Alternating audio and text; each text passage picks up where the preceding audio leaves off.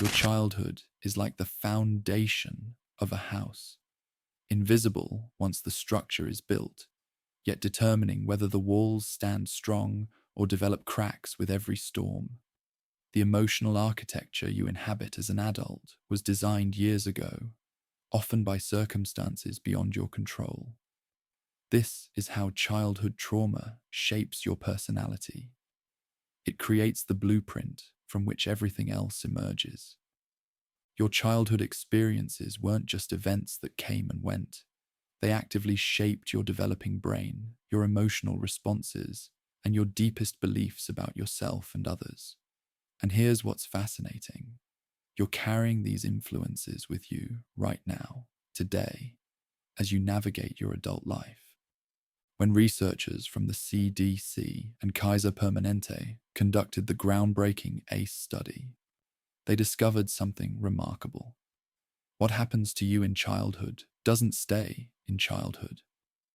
Your early traumatic experiences, whether obvious or subtle, can affect everything from your mental health to your physical well-being decades later.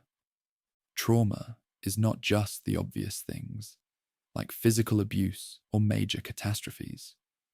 For you, trauma might have been the emotional neglect you experienced, or having to be the perfect child, or growing up with a parent whose mood you could never predict.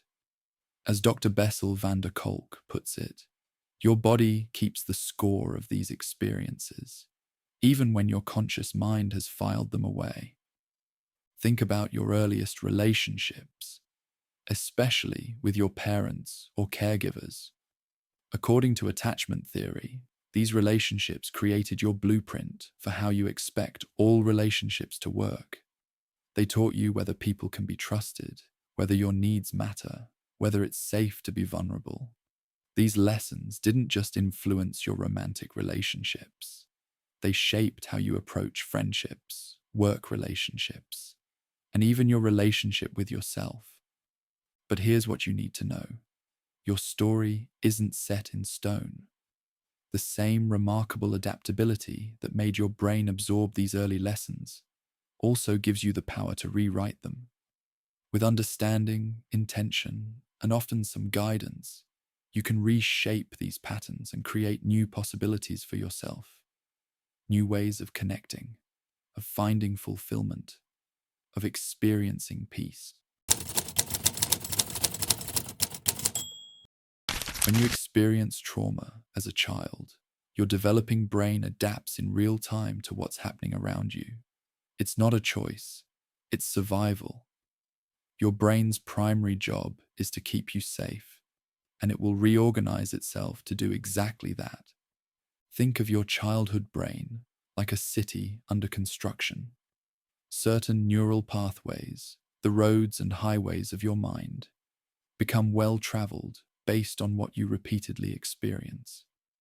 If you grow up in an environment where danger or unpredictability is common, your brain builds superhighways for threat detection and response. Meanwhile, other important developmental roads, like those for emotional regulation or trust, might end up as narrow, unpaved paths. When you experience something frightening or overwhelming as a child, your body releases stress hormones like cortisol and adrenaline. These chemicals are incredibly helpful in the moment. They sharpen your focus and prepare your body to fight or flee. But when this stress response is triggered too often, the baseline level of these hormones in your system stays elevated. Research from Dr. Bruce Perry shows that children who experience chronic stress develop what he calls a hyper-aroused nervous system. You're constantly on alert, scanning for danger. Even as an adult, you might notice you startle easily, have trouble relaxing, or feel anxious in situations where others seem comfortable. Your attachment style, the way you form and maintain close relationships, is particularly vulnerable to early trauma. Secure attachment develops when your caregivers consistently meet your needs in a responsive, attuned way. But what if that didn't happen for you? If your caregivers were frightening or abusive, you might have developed what psychologists call disorganized attachment. Your source of comfort was also your source of fear, an impossible situation for a developing child to resolve.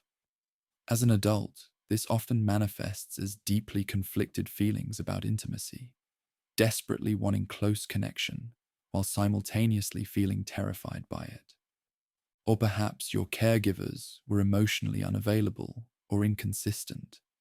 In response, you might have developed an anxious attachment style, becoming hypervigilant about relationships, constantly seeking reassurance and fearing abandonment. Alternatively, you might have adapted by becoming avoidantly attached, learning to suppress your needs and emotions, priding yourself on self-sufficiency and keeping others at arm's length. These adaptations made perfect sense in your childhood environment. Your brain did exactly what it needed to do to help you survive. The challenge is that these same adaptations often don't serve you well in adulthood. What once protected you may now be preventing you from experiencing the connection, peace, and fulfillment you deserve. The first step is to recognize those patterns.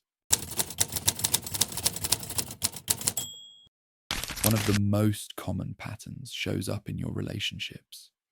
Have you noticed yourself drawn to the same type of partner over and over, even when that type isn't good for you? This isn't coincidence or bad luck. Your brain is actually seeking what psychologists call familiar discomfort. If you grew up with chaos or emotional unavailability, part of you may unconsciously seek that familiarity, not because it's healthy, but because it's known territory to your nervous system. Consider your emotional responses. You might experience outsized reactions to certain triggers. Perhaps criticism sends you into a shame spiral, or someone being late sparks intense anxiety or anger. These reactions aren't simply personality quirks. They're often emotional flashbacks, your body remembering a time when similar circumstances meant danger or abandonment. Dr. Pete Walker describes these as emotional flashbacks that transport you back to the feeling states of childhood, even without conscious memories of the original events. Your self-image is profoundly shaped by childhood experiences too. Children naturally assume they are the center of their universe, so when bad things happen, they often internalize the belief that they are somehow responsible. If you experienced neglect or abuse, you likely absorbed toxic shame, the core belief that something is fundamentally wrong with you. This isn't just low self-esteem. It's an identity built around unworthiness. Control patterns are another common adaptation. If your childhood was unpredictable or chaotic, you might have developed an intense need to control your environment and relationships as an adult. Perfectionism, micromanaging, difficulty delegating. These can all be trauma responses from a child who never felt safe in an unpredictable world. Some trauma survivors develop what therapists call learned helplessness, the belief that nothing you do matters, so why try? This can look like chronic procrastination, difficulty making decisions, or a pattern of remaining in situations that don't serve you well. These psychological patterns often have physical counterparts as well. Your body carries the imprint of past trauma in tangible ways. The ACE study revealed that childhood trauma correlates strongly with physical health problems in adulthood, from autoimmune disorders to heart disease. Your nervous system, chronically activated in childhood, may remain in a state of hyperarousal, leading to digestive issues, tension headaches, chronic pain, or sleep disturbances. Recognizing these patterns isn't about blaming your past or your caregivers.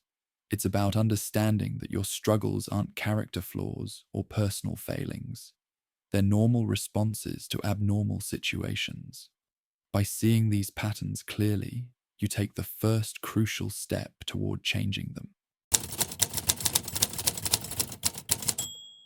The first crucial step is developing what therapists call a window of tolerance.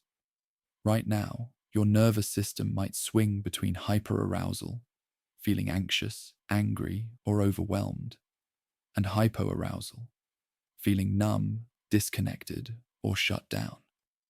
Trauma narrows this window, making it harder to stay in that optimal middle zone where you can think clearly and feel your emotions without being overwhelmed by them. Learning to regulate your nervous system is foundational to all other healing work. This means developing skills to bring yourself back into balance when you're triggered. Simple practices like deep breathing, where you extend your exhale longer than your inhale, can activate your parasympathetic nervous system, your body's built-in calming mechanism. Grounding techniques that connect you to the present moment through your 5 senses help remind your body that you're safe now, not back in the threatening environment of your childhood. As you develop these physiological regulation skills, you can begin to address the emotional disconnection that often accompanies trauma. Mindfulness, the practice of observing your thoughts and feelings without judgment, becomes an essential tool. When you were young, certain emotions may have been dangerous to express or even feel. As Dr. Gabor Mate explains, many trauma survivors learn to disconnect from their authentic emotions as a survival strategy. Mindfulness helps you rebuild that connection, allowing you to experience emotions as valuable information rather than overwhelming threats. Working with your body is equally important. Trauma researcher Dr. Bessel van der Kolk emphasizes that trauma is stored physically, not just mentally. Practices like yoga, tai chi, or dance can help release tension patterns that have been locked in your body for years. Even simple movement or gentle stretching, while paying attention to bodily sensations, can help integrate traumatic experiences that remain stuck in your physical self. Developing self-compassion marks a critical turning point in healing. Many trauma survivors maintain an inner critic that constantly judges and berates them, often in the voice of a harsh parent or caregiver.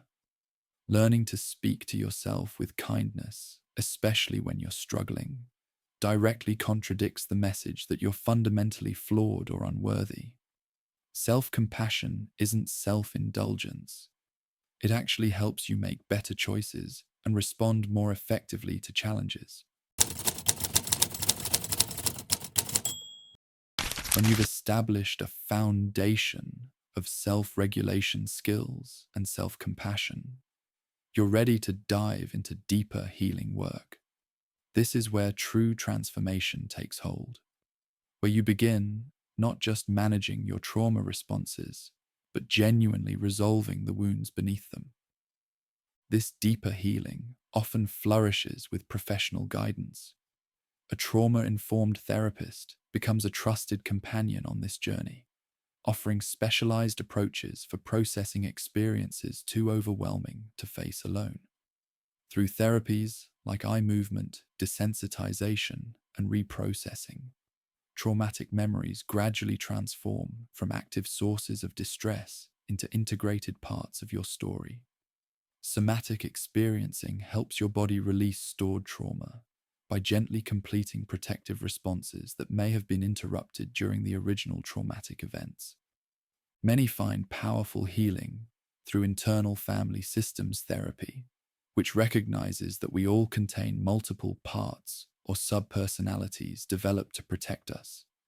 In trauma survivors, these protective parts often take extreme forms, perhaps as a relentless inner critic, an exhausted people pleaser, or aspects that numb pain through substances or behaviors.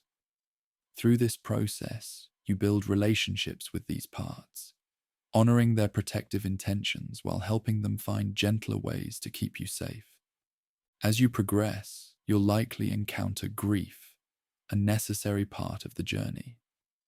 This isn't about dwelling in the past, but acknowledging what was lost, the childhood you deserved but didn't get, the years spent in suffering, or the ways trauma has limited your life. By fully feeling this grief, you create space for new possibilities to emerge. You'll find yourself naturally engaging in the practice of reparenting, giving yourself the attunement, validation, and unconditional love that may have been missing in your early years. When faced with challenges or vulnerable emotions, you respond to yourself with the wisdom and compassion of the parent you needed, but perhaps didn't have. Your boundaries transform through this work as well. Many trauma survivors struggle with either rigid boundaries that keep everyone at a distance, or porous boundaries that leave them vulnerable to exploitation. As you heal, you develop the discernment to know what feels right for you, the clarity to communicate your limits, and the strength to maintain them even when faced with pressure or guilt. More importantly, healing doesn't mean erasing your past or never being triggered again. Integration means your traumatic experiences become part of your life story, informing but no longer controlling your present. Your journey often reveals unexpected gifts, profound empathy, remarkable resilience, and a genuine appreciation for joy and connection that others might take for granted. Childhood experiences shape your developing brain in profound ways. While you didn't choose what happened to you as a child, you now have the power to choose how you respond to its legacy. Recognizing the patterns these early imprints create in your adult life opens the door to both initial healing steps and deeper transformational processes. Healing from childhood trauma isn't linear. You'll experience breakthroughs and insights, followed by periods when old patterns return. This isn't failure, it's normal. Each time you notice a familiar trauma response and choose differently, you strengthen your capacity for change. The effects of healing extend far beyond yourself. As you address past wounds, you become more available for authentic connections with others. Energy once spent managing trauma can now fuel creativity, joy, and purpose. If you're a parent or work with children, your healing directly impacts the next generation, helping break cycles that may have persisted in your family for generations. Remember, you don't have to face this process alone. Humans heal through connection, whether with professional support, trusted friends, or communities of fellow survivors. Reaching out demonstrates true courage. If this information resonated with you, please share one small step you're taking toward healing in the comments and subscribe to join our community. Your experience might inspire others,